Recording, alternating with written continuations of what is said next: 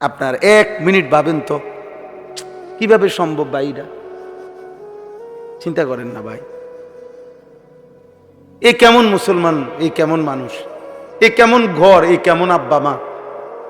এই পোলাটা আজকে একটা বছর কোনোদিন বাপ মার চোখের সামনে, আপনারা জীবিত বাপ মা, ওনারা জানে এটা, ওই ঘরে ঘুমায় ফোলাগা মেয়েটা ছেলেটা, 1 বছরে কোনোদিন একদিনও ফজরের নামাজ পড়লো না, বাপ মা জীবিত।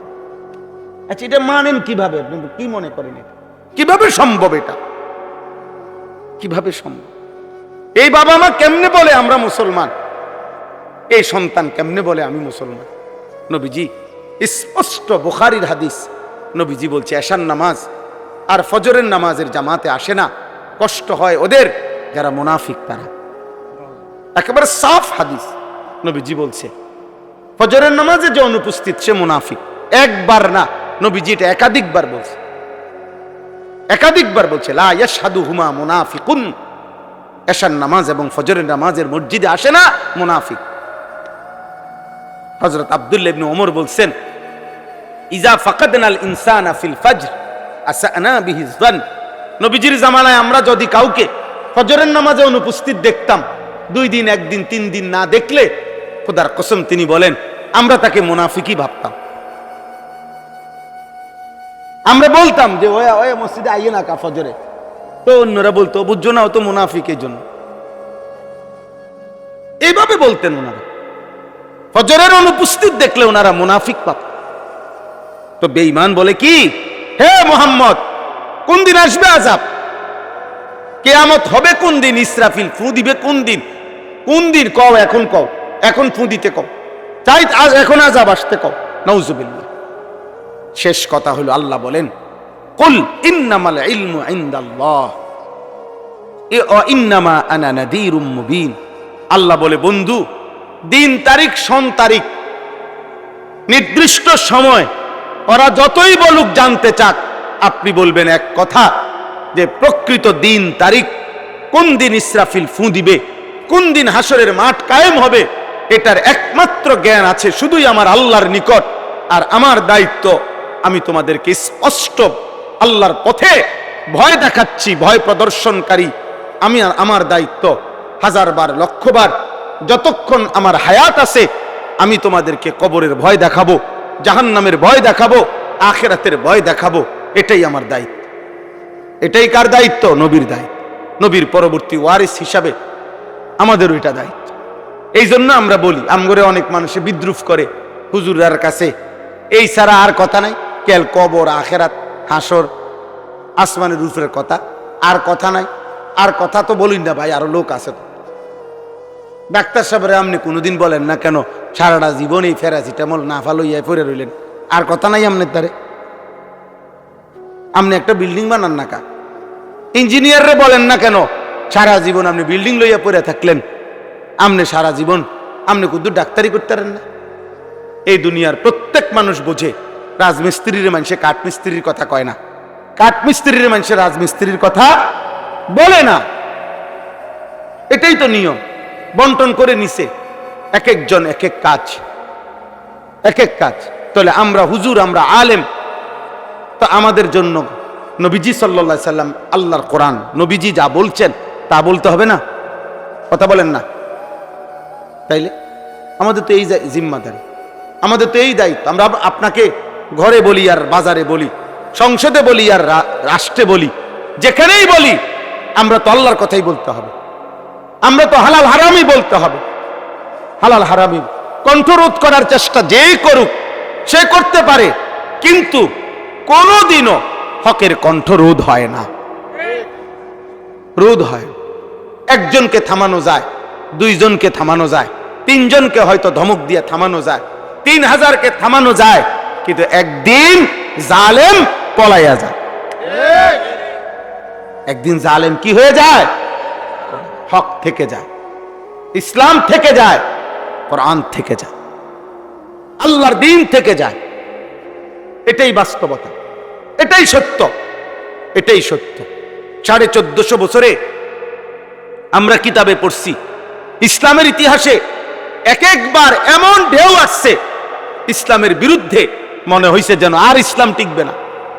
কিন্তু ঠিক এই প্রতিবার ঢেউ শেষে দেখা গেছে ইসলাম টিকেই আছে, ইসলাম টিকেই আছে, টিকেই গেছে এই পর্যন্ত 1450 বছর। এই জন্য পৃথিবীর কোন অঞ্চলে আর কেউ ইসলাম চিনে না, ইসলাম এই শব্দটি অপরিচিত।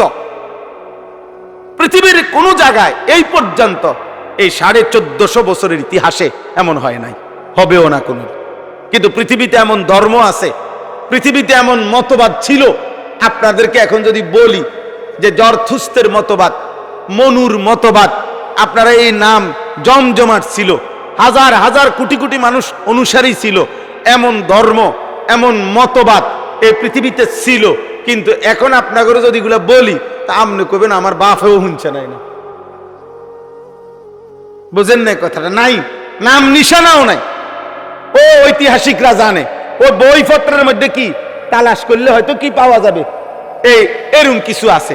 কিন্তু ইসলাম এই মাটিতে আল্লাহ তাআলা যেদিন থেকে নবীজির মাধ্যমে উদ্বোধন করে দিয়েছেন, আজ পর্যন্ত ইসলাম কোনোদিন অপরিচিত হয় নাই, ইসরাফিলের ফু পর্যন্ত হবেও না ইনশাআল্লাহ। এই জন্য মসজিদ থাকবে, মাদ্রাসা থাকবে, দিন থাকবে, কোরআনের খেদমত থাকবে, কোরআনের খেদমত থাকবে। হ্যাঁ হ্যাঁ, স্রোতের নিয়ম হলো ওই যে স্রোত, পানির ধারা, এটার নিয়ম হলো আপনি এখানে যদি বাঁধ দেন, এখানে যদি আপনি 3 কিলোমিটার বাঁধও দেন, তো পানির ধর্ম হইল, স্রোতের ধর্ম হইল, সে প্রয়োজনে তালাশ করতে করতে করতে 3 কিলোমিটারের ওইখান দিয়ে হইলো যাইবে, সে ওখান দিয়ে যাবে, সে থামে না, সে তার পরবর্তী গন্তব্য ঠিকই খুঁজে নেয়। এই জন্য আল্লাহর কোরআন, রাসূলের সুন্নাহ, মসজিদ, মাদ্রাসা, দ্বীনি খেদমত পৃথিবীতে কোনো কালে বন্ধ ছিল না, কোনো কালে বন্ধ হবেও না ইনশাআল্লাহ। ইনশাআল্লাহ, ইনশাআল্লাহ, ইনশাআল্লাহ দিন থাকবে, দিন থাকবে। এত পরিমাণ ষড়যন্ত্র নাস্তিক, মুরতাদ, ইসলাম বিরোধীদের, এরপরেও আলহামদুলিল্লাহ আমরা প্রতিদিন হিসাব করি, লক্ষ্য করছি আলহামদুলিল্লাহ শুধু আমাদের এই বাংলাদেশে এই মুহূর্তেও গত 10 বছরে, গত 20 বছরে আপনার এখন আইসা পরিস্থিতি এমন যে ষড়যন্ত্র চতুর্দিকে। কিন্তু আপনি লক্ষ্য করেন জেনারেল শিক্ষিত কলেজ, ইউনিভার্সিটিতে এবং জেনারেল শিক্ষিতদের মধ্যে নিশ্চিত দাড়ি রাখা মানুষের সংখ্যা আগের চাইতে 100 গুণ বেশি বেড়ে গেছে। হিজাব পরা, বোরখা পরা নারী, বোরখা পরা নারীর সংখ্যা বাংলাদেশের শুধু কওমি মহিলা মাদ্রাসা না, আলহামদুলিল্লাহ কলেজ, ইউনিভার্সিটিতেও একেবারে চোখে পড়ার মতো উল্লেখযোগ্য সংখ্যক হিজাবওয়ালী নারী আলহামদুলিল্লাহ বেড়ে গেছে। এজন্য দোস্ত, তোমরা কমে যাবা। এই চরিত্রহীন তোমরা যারা, তোমরা পৃথিবীতে টিকতা না, এটা মনে রাখো। আমি লিখে দিলাম আব্বা, এই নারী ছবি, অশ্লীল দৃশ্য, ফেসবুক, ইউটিউব, মোবাইলের অসক্ত তোমার মতো জন্তু জানোয়ারের আখলাক, এই আখলাকওয়ালা মানুষ পৃথিবীর থেকে নিশ্চিহ্ন হবে, ইমানদার টিকে থাকবে ইনশাআল্লাহ। এটা মনে রাখো। আমি বললাম একদিন আফসোস করব, 30 বছর পরে দেখবা লম্বা হায়াত শেষ, জীবনের কোনো অর্জন নাই, জীবনের কোনো কি নাই, অর্জন, জীবনের কোনো অর্জন নাই রে আব্বা। আল্লাহ আমাদেরকে হেফাজত করেন, আল্লাহ আমাদের বিবেক দান করেন। চলেন আমরা নিয়ত করি ইনশাআল্লাহ আমরা আল্লাহর ইবাদত করব, বলেন ইনশাআল্লাহ 5 ওয়াক্ত নামাজ পড়বো ইনশাআল্লাহ। এখন আমরা দোয়া করি। এই দোয়ার আপনাদের কাছে অনুরোধ, সবাই মিলে 2টা মিনিট আমি একটা ছোট্ট অনুরোধ করছি। একটি মাদ্রাসা আপনাদের মহল্লার, আলহামদুলিল্লাহ মাওলানা আবু বকর সিদ্দিক প্রিয় ভাই তো কষ্ট করে চালাচ্ছেন, আপনাদের সন্তানরা দিন শিখে, আপনাদেরই মেয়ে, আপনাদেরই বোন, আপনাদেরই কন্যারা দিন শিখে। আমাদের সবার উচিত মাদ্রাসার জন্য সহযোগিতা করা। আমার শায়েখ সবসময় বলে মাদ্রাসা মুসলমানের কাছে 3টা জিনিস চায়, দোয়া, সন্তান, সাদাকা। একজন মুসলমানের উচিত মাদ্রাসায় 3 ভাবে সম্পর্ক রাখা, মাদ্রাসার জন্য দোয়া করা, মাদ্রাসায় সন্তান পড়তে দেওয়া, মাদ্রাসায় সাধ্য পরিমাণ দান সাদাকা করা। কেউ 10 টাকা দিবে, কেউ 10 লাখ টাকা দিবে। আমার মাদ্রাসায় আমি জমি কিনছি 115.5 শতক, তো ওই জমিতে প্রায় 2 কোটি 67 লাখ টাকার জমি, শুধু জমির দাম। তো ওই জমিতে 30 লাখ টাকা লুঙ্গি পয়রা আইসা শপিং ব্যাগের মধ্যে কইরা টাকা দিয়ে গেছে একজন।